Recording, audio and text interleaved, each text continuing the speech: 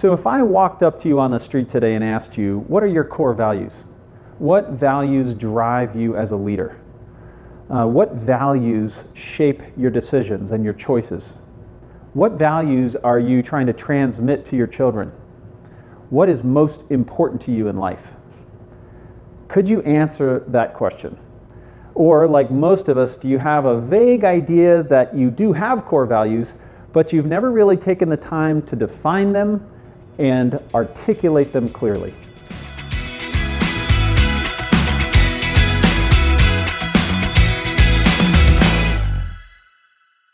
This course has 3 particular objectives. First, I want to help you define your personal core values, those deeply held principles that you will consciously use to guide your decisions and actions.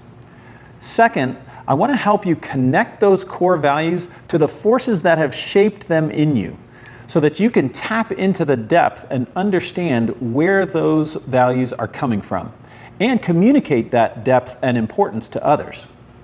And third, I want to help you apply your core values to your life, because your values show up in the way you relate to family, the way you carry out your career, and the way you engage in your community. You know, whether you know it or not, you're already making decisions based on values, consciously or unconsciously.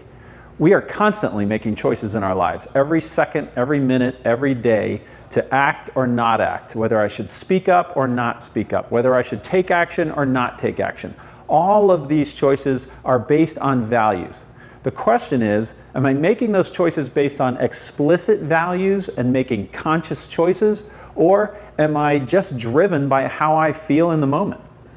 The problem is, I might be making those choices based on temporary emotions, fears, anger, or even excitement.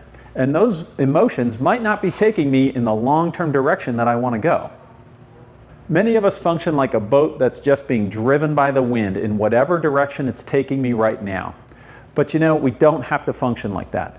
We can define our core values and assess our choices and make decisions in alignment with those values. Our values can serve as our internal compass, keeping us pointed to the true north, the direction we want to go with our lives. It gives us the opportunity to compare our options, align those options and decisions with our values, and make choices that take us in the direction we want to go. Now, let me be clear. Defining your core values doesn't mean that you're never going to face difficult decisions. Our values may conflict with one another at any particular time. I have a very strong value around family, but I also have a strong value around my work. Finding the balance between those values then becomes a conscious choice, as opposed to just being driven by the wind on any given day. This isn't a one-and-done exercise. Defining and refining your core values is an ongoing journey, but this process will definitely help you get started. There's a workbook that'll guide you through the process, and in the workbook you're going to find a brief overview. You'll find the instructions for the activities that we're going to use, and additional resources for you to explore. I hope you find this process meaningful and useful. So turn to page 6 in the workbook, where you'll find several questions for reflection. Take a few minutes to gather your thoughts right now with regard to your values, and consider what you'd like to get out of this process. And when you're ready, you can move on to the activities.